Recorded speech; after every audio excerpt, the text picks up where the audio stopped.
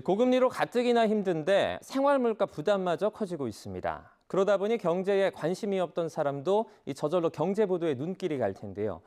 오늘 에필로그 Y는 YTN 경제보도 제작기로 준비했습니다. 최근 국내외 경제 동향을 꾸준히 전하고 있는 엄윤주 기자와 함께합니다. 최근 경제부 기사에서는 고금리, 고물가 등의 단어를 유독 자주 확인할 수 있는데요. 올해를 얼마 앞두지 않은 시점에 이 상황이 내년까지 이어지는 것은 아닐지 걱정이 커지고 있습니다. 내년도 경제 전망은 어떨지 YTN 경제부 기자와 함께 짚어봅니다. 오늘 에필로그 Y 시간, 경제부 엄윤주 기자와 함께합니다. 네, 어서 오세요. 안녕하세요. 반갑습니다. 저희가 앞선 리뷰와의 코너에서 경제 이슈들 좀 다양하게 짚어봤는데 그 이슈들을 하나씩 더 자세하게 좀 짚어보도록 하겠습니다. 자, 먼저 경제부 기사에서 최근에 가장 많은 비율을 차지하고 있는 이슈 3가지를 꼽아주신다면 뭐가 있을까요? 우선 3가지를 꼽을 때 저는 물가, 금리, 그리고 은행 이렇게 3개를 꼽아봤는데요. 물가 같은 경우에는 뭐 장을 보는 사람이거나 아니면 우리가 실생활에 워낙 직결돼 있는 문제다 보니까 최근 들어서 좀 많이 비중을 차지하고 있고요. 그리고 금리는 뭐 대출을 받거나 아니면 예적금을 놓는 고객들이라면 우리 대부분이 거기에 포함이 되겠죠. 네. 그러니까 그렇다 보니까 이 금리가 조금 오르게 되면 대출을 받은 차주들의 입장에선 부담이 클 수밖에 없기 때문에 이 금리도 한번 꼽아봤습니다. 또 좀 특이한 점을 은행으로 꼽았는데요. 원래 은행이 이렇게 주목을 받은 적은 거의 없는데 최근에 윤석열 대통령의 뭐 종노릇 발언, 갑질을 한다 이런 발언들 많이 들어보셨을 것 같아요. 네. 이 발언을 계기로 해서 이 은행권을 중심으로 상생금융이라는 좀 움직임이 본격화되고 있거든요. 그러면서 은행에 좀 관심이 많이 집중되고 있습니다. 네. 또 최근에 미국 연방준비제도가 금리를 동결했는데 우리나라도 고금리가 이어지고 있잖아요. 좀 상황이 어떤 건가요? 네, 우리나라의 경우에는 오는 30일이 한국은행에서 마지막으로 기준금리를 결정하는 날입니다. 올해 마지막 기준인 건데요. 사실 한국은행 입장에서는 그것도 쉽지는 않아요. 그쵸. 올리기도 쉽지 않고 내리기도 쉽지 않은데 올리기 쉽지 않은 이유는 우선 경기가 워낙 안 좋기 때문에 올리게 되면 경기가 더 침체될 가능성이 크고요.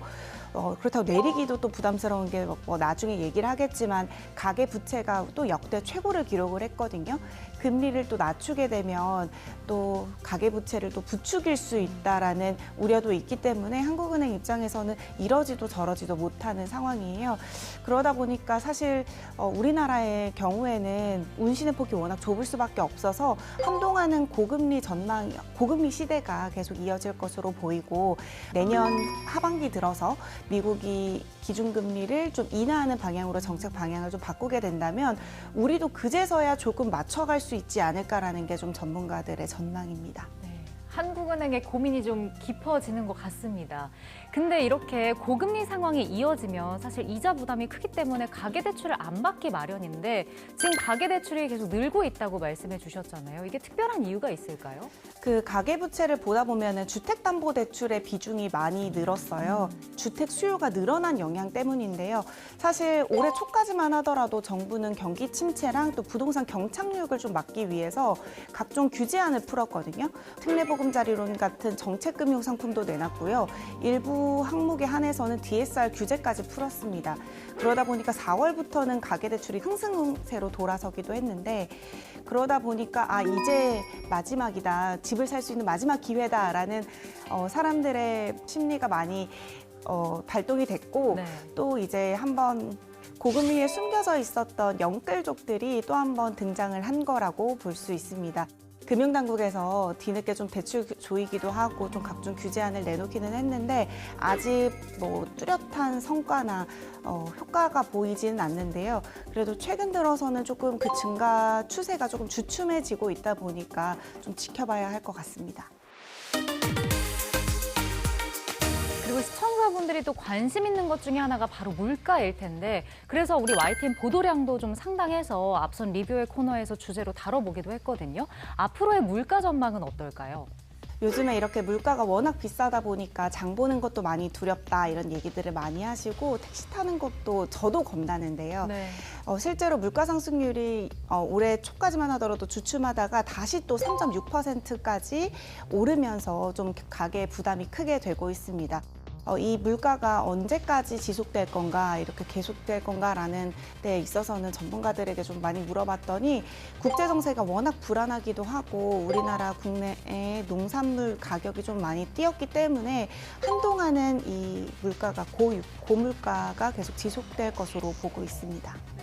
좀 안타까운 그런 소식인 것 같은데 그 물가 말고 이 밖에도 좀 시청자분들이 체감할 수 있는 몇 가지 변화가 있다면 좀 짚어주시죠. 좀 물가와 연결돼 있는데요. 요즘에 슈링크플레이션이라는 단어가 종종 기사에 많이 나오고 또 시청자분들도 많이 들어봤을 거예요. 그러니까 슈링크플레이션이라는 게 이 양을 줄이고 가격은 그대로 한다라는 뜻인데 아무래도 꼼수 가격 인상이라고 네. 볼 수 있겠죠. 그러다 보니까 이것도 고물가 시대에 맞춰서 우리가 실생활에서 많이 느낄 수 있지 않을까라는 생각이 들고요. 최근에 또 재미난 설문조사, 어떤 조사 결과가 나왔는데 고금리로 인해서 우리가 오프라인으로 장을 보러 가는 횟수는 오히려 더 늘어났대요. 그런데 실제로 구매 금액은 그 전과 비교했을 때 더 줄어들었다고 하거든요. 그것도 어떻게 보면은 좀 재미난 변화라고 할 수 있겠죠. 네. 그 연말이 되면 또 경제부에서 내년 경제가 어떨지 짚어보는 시간을 마련하잖아요. 내년 경제 어떨까요? 사실 이 질문이 저는 제일 어려웠어요. 네. 네, 한국은행 이창용 총재도 기자간담회에서 이런 얘기를 저희가 기자들이 많이 물어보고는 하는데 뚜렷한 답을 하지 않거든요. 워낙 모르고 변수들도 많고 저희 같은 경우에는 그래서 KDI의 결과를 많이 참고를 하는데 네. KDI에서는 내년 경제 성장률을 2.2%로 보고 있는데요.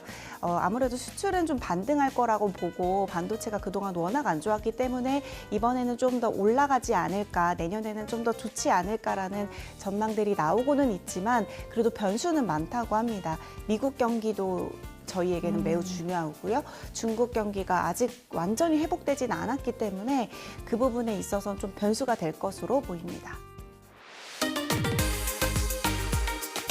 보통 시청자는 경제 기사를 보고 체감하는 경우가 많기 때문에 기사를 쓸 때 좀 더 신중하게 쓸 때가 많을 것 같거든요. 엄 기자가 가장 중요하게 생각하는 부분은 뭘까요?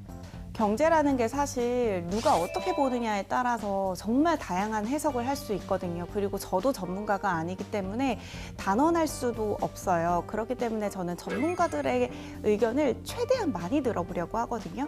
그리고 그 최대한 많이 들어본 내용을 좀 기사에 많이 담으려고 많이 노력들을 해요. 너무 중구난방일 수도 있기는 하지만 그게 어떻게 보면은 또 이제 다양한 해석들이 될 수 있으니까 제가 쓰는 그 기사를 좀 시청자들이 보기에 이렇게도 경제를 볼 수 있구나, 이렇게도 해석을 할 수 있구나라고 판단할 수 있게끔 최대한 그 룸을 만들어주고 싶어서 그렇게 노력들을 많이 합니다. 방금 이제 경제 전문가가 아니다라고 이야기를 하셨는데 그렇기 때문에 매번 공부를 더 많이 하셔야 될 것 같거든요. 혹시 준비하시면서 어려운 점은 없으신가요? 사실 제가 학창 시절에 경포자라고 경제 포기한 학생이었거든요. 네. 근데 이제 경제부에 왔을 때 사실 너무 단어들이 생소하고 너무 어려운 단어들이 많았어요. 저는 경제부 와서 제일 헷갈렸던 게 여신이 뭐고 수신이 뭐지? 라는 단어였거든요. 근데 이게 여신과 수신이라는 정말 기본적인 금융 지식조차 없는 제가 기사를 쓰는 데 있어서 사실 부담이 많이 됐고 이게 쓰는 게 맞는 걸까? 이렇게 써도 되는 걸까라고 고민을 진짜 많이 했거든요. 그리고 또 뭐 제가 출입하는 게 금융위원회나 금융감독원이다 보니까 정부 부처에서 내는 자료들은 항상 어렵고 어떤 거가 메인 주제인지도 사실 감을 잡지 못했어요. 초창기까지만 하더라도.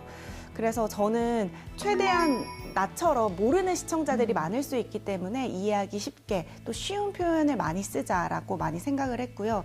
실제로 방송 기자 같은 경우에는 한 번 듣고 흘려가기 때문에 딱 듣고 바로 이해를 할 수 있게, 그러니까 중학교 한 2학년 학생들이 이해할 수 있는 수준으로 최대한 많이 쉽게 쓰려고 노력을 했고, 혹시나 제가 쉽게 쓰다가 그 의도나 의미를 왜곡할 수도 있기 때문에 많이 정부 부처나 전문가들에게 많이 물어봅니다. 네. 그렇다면 앞으로 더 나은 경제 보도를 위해서 아쉬운 점을 어떻게 좀 채워나가고 싶으신지도 얘기해 주시죠. 네, 저는 지금 경제부 와가지고 쓴 기사들을 좀 대부분 쭉 봤을 때 지금 경기가 어떻고 경제가 어떻게 분석되는지 이런 것들을 많이 썼어요. 그런데 저는 좀 미래지향적으로 제 기사가 또 하나의 로드맵처럼 우리 경제가 나아가야 할 방향을 그려내고 싶거든요. 경제 당국이나 금융 당국 또 이제 정부에서 우리 경제가 체질 개선을 해야 된다 이런 얘기들을 정말 많이 하는데 그렇다면 그 체질 개선을 어떻게 해야 되는 건지 디지털 금융 혁신이라는 말도 많은데 이 디지털 금융 혁신을 위해서 우리가 어떻게 해나가야 되는 건지 지금의 모습들에서 좀 어떤 부분이 개선되어야 되는지를 좀 제가 많이 짚어보고 싶고 그런 부분에 대한 기사를 쓰기 위해서 노력을 하고 있습니다. 네. 네, 지금 말씀해주신 이런 포부대로 우리 정부와 금융당국이 참고할 수 있는 그런 로드맵이 될 수 있는 기사 많이 써주시길 바라보겠습니다. 오늘 함께 해주셔서 고맙습니다. 감사합니다.